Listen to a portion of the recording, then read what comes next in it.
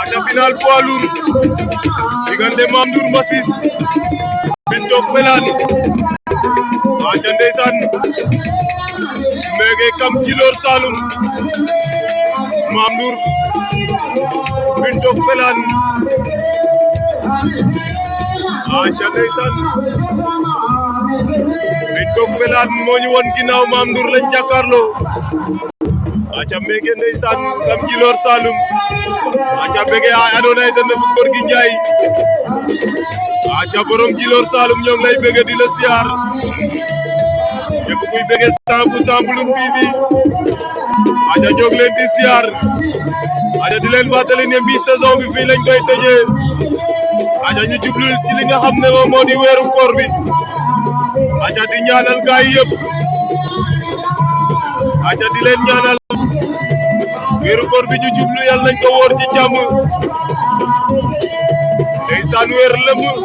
dañuy toog saa ñu dem làmb loolu dina xaw a yéeme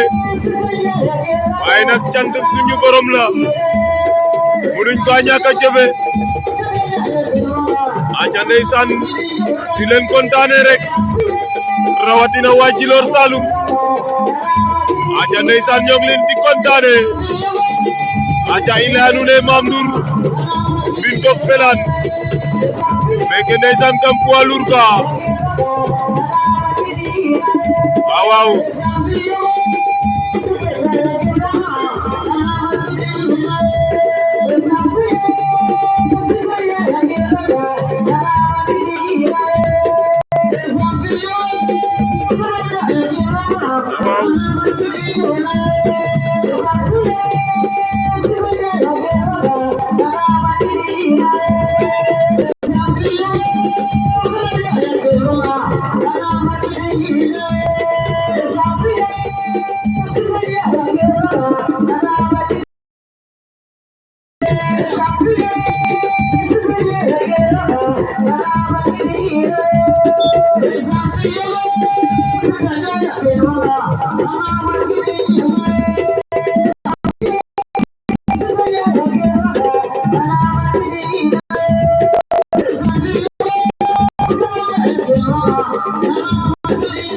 aca nena leen fii lay xewee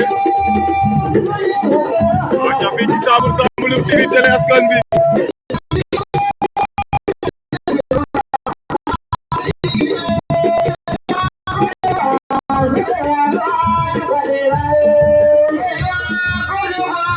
diggante Mame Ndour Mbine Felane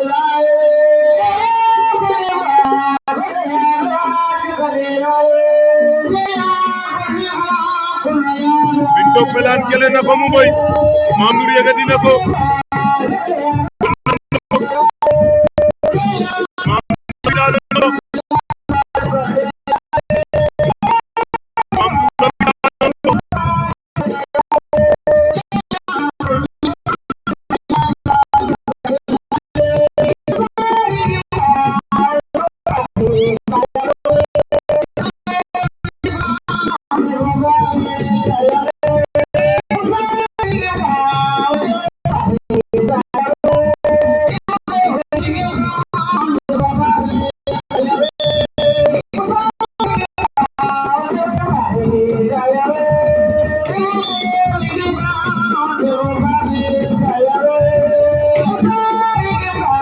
Mbine jël na benn avertissement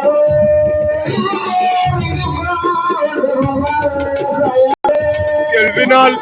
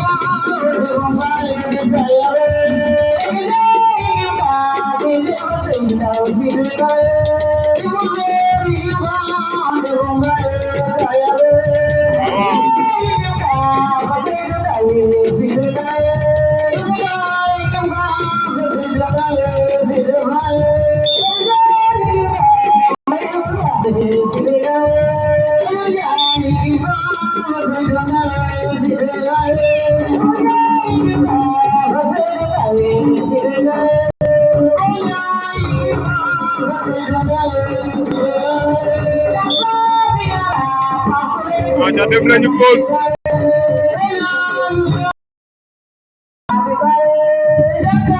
aca arbitre bata sifflé diggante Mame Ndour mbin Ndok Felane ande tamit ba dongar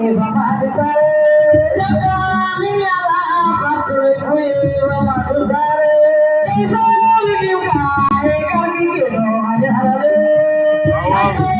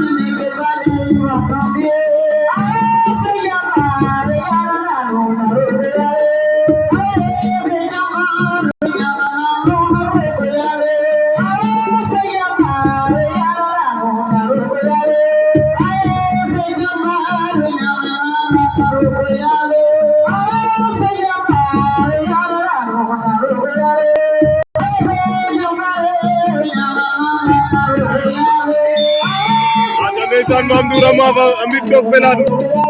Mame Ndour a Massis a janga jom na took mbin Ndok Felane